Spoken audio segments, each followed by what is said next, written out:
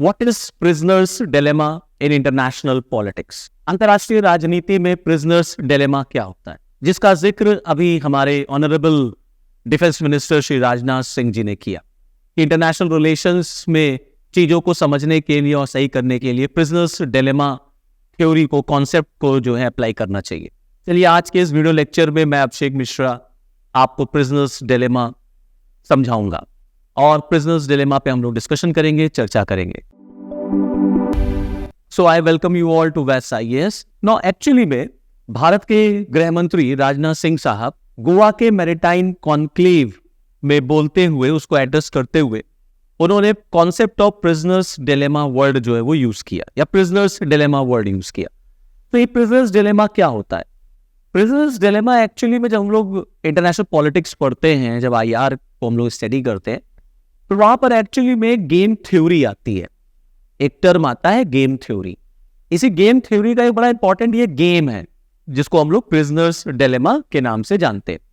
और prisoners dilemma theory जो है वो हमको ये समझने में हेल्प करती है दैट हाउ अ पर्सन और how a country is going to behave, या एक व्यक्ति दूसरे व्यक्ति के साथ, या एक देश दूसरे देश के साथ with in a given circumstances कैसे बिहेव करता है, उसका कैसा उसका व्यवहार होता है। तो इस सब चीजों को समझने के लिए प्रिजनर्स डिलेमा जो है वो बहुत जो है कारगर होती है, उसको बहुत यूज किया जाता है। तो इस शब्द का प्रयोग क्यों किया? तो एक्चुअली में वो ये कह रहे थे कि आज का जो समय है, प्रिजनर्स डिलेमा की थ्योरी को पढ़ते हुए, अप्लाई करते हुए, आज जिस तरीके से हम पूरे विश्व में ग्लोबल ऑर्डर में ट्रस्ट डेफिसिट देख रहे हैं कि एक राष्ट्र दूसरे राष्ट्र पर यकीन नहीं करता, उसको भरोसा नहीं है, और हम कहीं ना कहीं सेल्फ गोल में बिजी हो गए हैं, सेल्फ इंटरेस्ट में बिजी हो गए हैं। इससे एक बेहतर ग्लोबल ऑर्डर, एक बेहतर विश्व नहीं बनेगा। तो आज समय यह है कि हमें कोलैबोरेट करना चाहिए विथ ईच अदर। आज एक राष्ट्र को दूसरे राष्ट्र के साथ सहयोग करके कोलैबोरेशन में काम करना चाहिए, instead of working at cross purposes. ना कि हमें एक दूसरे को काटना चाहिए या एक दूसरे के खिलाफ काम करना चाहिए। तो आज जो ग्लोबल ऑर्डर है उसमें हम देख रहे इतनी सारी समस्याएं जो हमें दिख रही हैं, फिर चाहे वो अमेरिका चाइना है, या चाइना ताइवान है, इंडिया पाकिस्तान है, इंडिया चाइना है, रशिया यूक्रेन है, अभी बहुत ही रिसेंटली इजराइल और हमास है। कहीं ना कहीं दिखता है कि हम अपने सेल्फ इंटरेस्ट में बिजी हो गए हैं और हमें या किसी को भी ग्लोबल ऑर्डर की या विश्व की चिंता नहीं है। तो इस वजह से प्रिजनर्स डिलेमा यहां पर अप्लाई करना चाहिए, क्योंकि प्रिजनर्स डिलेमा थ्योरी ये हमें सिखाती है कि अगर हम एक दूसरे का सहयोग करेंगे, एक दूसरे पर ट्रस्ट करेंगे, तो हमें मैक्सिमम गेन हो सकता है, मैक्सिमम आउटपुट हमको मिलेगा। और अगर कहीं हम अपने सेल्फ गोल में रहेंगे या सेल्फ इंटरेस्ट में रहेंगे तो हम नुकसान में जाएंगे। तो रही बात अगर विश्व की, वर्ल्ड वेलफेयर की, विश्व कल्याण की, तो हमें इस दुनिया को, इस विश्व को इस लायक बनाना है जहां लोग रह सके, पीसफुली रह सके, हैप्पीली रह सके। तो वहां बहुत जरूरी है कि आज हम अपने सेल्फ इंटरेस्ट से बाहर निकले, क्योंकि इस सेल्फ इंटरेस्ट से हो क्या रहा है। तो राजनाथ सिंह साहब ये कह रहे हैं, उनका ये कहना है कि आज एक्चुअली में हम कहीं ना कहीं अपने सेल्फ गोल को अचीव करने के चक्कर में हम आर्म रेस में लग गए हैं विद अदर कंट्रीज, क्योंकि हमें अपने बॉर्डर्स को सिक्योर करना है, हमें अपनी सीमाओं को सुरक्षित रखना है। हम अपनी सुरक्षा करना चाहते हैं, चाइना अपनी करना चाह रहा है, पाकिस्तान अपनी करना चाह रहा है, रशिया अपनी सुरक्षा कर रहा है, यूक्रेन अपनी सुरक्षा कर रहा है। तो कहीं ना कहीं हम अपनी अपनी सुरक्षा का जो है वो चिंता कर रहे हैं, जिक्र कर रहे हैं। विश्व की सुरक्षा की कौन चिंता करेगा? तो अगर हम अपनी अपनी सुरक्षा की चिंता करेंगे तो आज हालात ये बन गए हैं कि हम लोग आर्म रेस में बिजी हो गए हैं। हर देश मैक्सिमम वेपन्स खरीदना चाहता है या मैक्सिमम टेक्नोलॉजी गेन करना चाहता है, लीथल वेपन खरीदना चाहता है, लीथल टेक्नोलॉजी अडॉप्ट करना चाहता है, जो कि इस पूरे विश्व के या विश्व कल्याण के लिए बहुत खतरनाक है। तो आज के इंटरनेशनल रिलेशंस को समझने में प्रिजनर्स डिलेमा आपकी बहुत हेल्प करेगा। तो चलिए समझते हैं प्रिजनर्स डिलेमा क्या होता है और किस तरीके से ये आपको आईआर को समझने में हेल्प करता है। So first of all, what is prisoners dilemma? तो actually prisoners dilemma a paradox in a decision analysis in which two individuals acting in their own self interest do not produce the optimal output। मतलब अगर दो व्यक्ति अपने अपने हितों में काम करेंगे, सेल्फ इंटरेस्ट में काम करेंगे, तो उनको कभी भी ऑप्टिमल आउटपुट नहीं होगा। तो अगर आप पैराडॉक्स में फंसे रहेंगे, मतलब डिसीजन एनालिसिस अगर आप इस तरह से ले रहे हैं, निर्णय आप नहीं ले पा रहे, आप डिसाइड नहीं कर पा रहे, आप इस तरीके का डिसीजन ले रहे हैं जिसमें आपका सेल्फ इंटरेस्ट छुपा हुआ है खाली, मतलब अगर हर आदमी अपनी अपनी फिक्र करेगा तो मैक्सिमम आउटपुट उसको गेन नहीं हो सकता।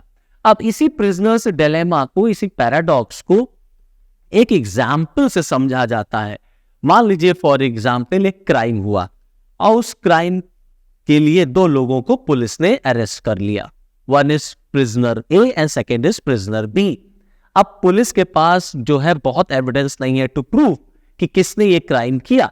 तो अब पुलिस क्या करेगी कि दोनों लोगों के सामने ऐसी कंडीशंस रखेगी that both the prisoners will be in a dilemma.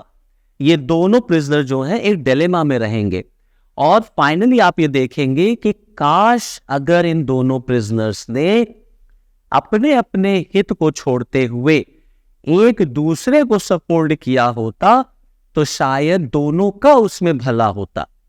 Rajnath Singh साहब यही कहना चाहते हैं कि अगर हम दो देश मिलकर के काम करेंगे, एक दूसरे के हितों का ख्याल रखेंगे, तो हमें बेहतर उसका रिजल्ट मिलेगा। क्योंकि यहां दोनों प्रिजनर्स एक दूसरे पर यकीन नहीं करते, तो जैसा रिजल्ट इनको मिलना चाहिए वैसा रिजल्ट इनको मिलता नहीं है। अब पुलिस क्या करती है, इन दोनों लोगों को अलग अलग कमरे में बंद कर देगी और दोनों को अलग अलग क्वेश्चनिंग करेगी। अब क्वेश्चनिंग करने पर पुलिस सिचुएशन देती है, उनको क्वेश्चनेयर देती है, उनको बताती है, उनसे प्रश्न पूछती है या उनको एक सिचुएशन देगी और सिचुएशन में उनको डिसाइड करना है that what they are going to do. जैसे फॉर एग्जाम्पल, अगर प्रिजनर ए कन्फेस कर ले, अगर प्रिजनर ए जो है कन्फेस कर ले और प्रिजनर बी भी कन्फेस कर ले, मतलब दोनों अगर कन्फेस कर लेते हैं तो दोनों को 5-5 साल की सजा हो जाएगी। तो अगर दोनों लोगों ने कन्फेस कर लिया तो both are going to get 5 years punishment. इसी तरह से दूसरी कंडीशन ये होती है कि मान लीजिए फॉर एग्जाम्पल अगर प्रिजनर बी जो है वो साइलेंट रहता है, तो प्रिजनर बी अगर साइलेंट रहा, उसने कुछ नहीं बोला, चुप रहेगा अगर, तो उसको पुलिस कहेगी कि हम तुम्हें 20 साल की सजा दिलाएंगे या तुम्हें 20 साल की सजा होगी, मतलब तुमको मैक्सिमम पनिशमेंट हो जाएगा क्योंकि तुम चुप हो, तुम नहीं कह रहे हो, तुम ये बता नहीं रहे हो कि सामने वाले ने ही क्राइम किया है। बता दो इसको कि सामने वाले ने क्राइम किया है। अगर तुम ये बात बता दोगे तो तुम्हारे लिए हम कुछ और एक्स्ट्रा सोच सकते हैं। तो अगर मान लीजिए बी प्रिजनर जो है वो साइलेंट रहा, उसने पुलिस को कुछ नहीं बताया, तो पुलिस कहती है कि हम तुम्हें 20 साल की सजा देंगे और ए को हम छोड़ देंगे, क्योंकि ऐसा पुलिस बी को बताएगी कि ए ने कन्फेस कर लिया। अब ए ने कन्फेस कर लिया और बी साइलेंट पे रह गया, तो पुलिस कहेगी कि देखो ए को हम रिलीज कर देंगे, फ्री कर देंगे और तुमको हम 20 years का पनिशमेंट देंगे क्योंकि तुम चुप थे, तुम्हें बता देना चाहिए था कि ए ने ही ये क्राइम किया हुआ। तो कहीं ना कहीं पुलिस इस तरीके का खेल खेल रही है कि दोनों को एक दूसरे पर यकीन नहीं होता है। फाइनली इसी का रिजल्ट जब निकलेगा तो आप ये रियलाइज करेंगे कि होपफुली अगर इन दोनों लोगों ने अपने ऊपर यकीन रखा होता और एक दूसरे का साथ दिया होता तो शायद इनको पनिशमेंट बहुत।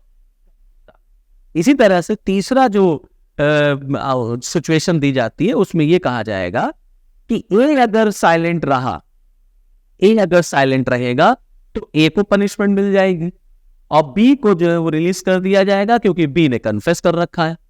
अब बी अगर कन्फेस कर ले रहा है और ए साइलेंट है तो ए जो है वो 20 साल की सजा पाएगा और ए बी को जो है वो रिलीज कर दिया जाएगा।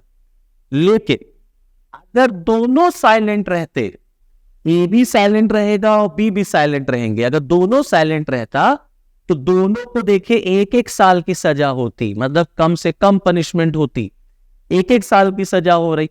इसका मतलब है कि आप देखें यहां 20 साल की सजा है, यहां 5 साल की सजा, यहां पे 20 साल की सजा, लेकिन यहां पर 1 साल की सजा है।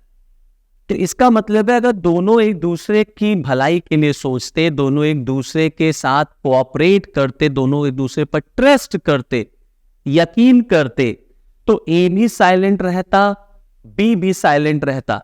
तो जब ए और बी दोनों साइलेंट रहते तो दोनों को मिनिमम पनिशमेंट मिलता, दोनों को एक एक ही साल की सजा होती। तो आप साइलेंट रह करके दोनों एक दूसरे पर यकीन रख करके मैक्सिमम आउटपुट गेन कर सकते थे, बट ऐसा उन्होंने किया नहीं। क्लियर? क्योंकि दोनों एक दूसरे पर यकीन नहीं करते। इसी को बेसिकली प्रिजनर्स डिलेमा कहा जाता है, और इसी से हम लोग आईआर के बहुत सारे डिसीजंस या कंट्रीज के बिहेवियर को स्टडी करते हैं। तो अच्छा ये है कि दो देश मिल करके काम करें, दो देश कोऑपरेट करें, कोलैबोरेट करें, जिससे कि अपनी समस्याओं को हम लोग मिल करके सॉल्व कर सके, क्योंकि बहुत सारे ग्लोबल चैलेंजेस हैं जिसमें म्यूचुअल अंडरस्टैंडिंग से ही प्रॉब्लम को सॉल्व किया जा सकता है, वेदर दैट इज टेररिज्म और दैट इज एनवायरमेंटल इश्यूज।